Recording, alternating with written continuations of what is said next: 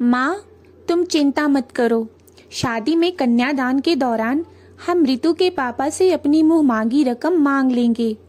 करता या मरता वाली स्थिति उनके सामने आएगी तो उनको हमारी मांग पूरी ही करनी पड़ेगी, क्योंकि रितु का एक रिश्ता पहले ही टूट चुका है और यह मांग उनके सामने जन्म मरण का सवाल हो जाएगी।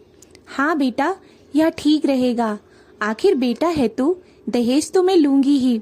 आखिर हमें भी समाज में नाम करना है। इस प्रकार की बातें राजीव अपनी माँ से कर रहा था। रितु एक पढ़ी लिखी सरकारी नौकरी वाली लड़की थी। उसकी सगाई किसी कारणवश टूट गई थी। पिताजी सरकारी विद्यालय में बाबू के पद पर कार्यरत थे। रितु 3 बहनें थी। बड़ी बहन की शादी हो गई थी। बहुत ही संस्कारी ससुराल था उसका। आखिर शादी का दिन आ ही गया। बड़ी धूमधाम से शादी की सभी रस्में संपन्न की गई। जैसे ही कन्यादान का समय आया, राजीव ने अपनी पूर्व की योजना के अनुसार रितु के पिताजी से डिजायर कार और 10 लाख की मांग की। दोस्तों के सामने वह अपनी धाक जमाना चाहता था। दहेज की बात सुनकर रितु के पापा को गहरा धक्का लगा और वह चक्कर खाकर गिर पड़े। रितु यह सब जो देख रही थी, बर्दाश्त ना कर सकी।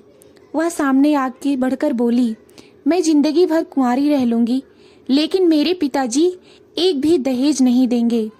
मैं इन लालची लोगों से शादी नहीं करूंगी।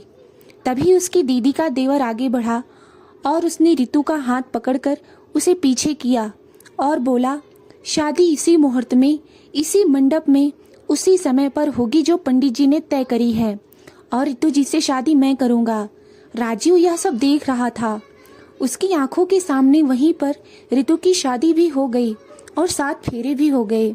बारात रोके या वापस लेकर जाए, उसे समझ में ही नहीं आ रहा था। सब लोग राजीव को ही सुना रहे थे। इतनी अच्छी पढ़ी लिखी सरकारी लड़की मिल रही थी, लेकिन कितने लालची लोग हैं ये लोग जो दहेज की मांग करने लगे। दोस्तों, अगर आपको यह कहानी अच्छी लगी हो तो हमारे वीडियो को लाइक एंड चैनल को सब्सक्राइब करें। वीडियो को अंत तक देखने के लिए धन्यवाद।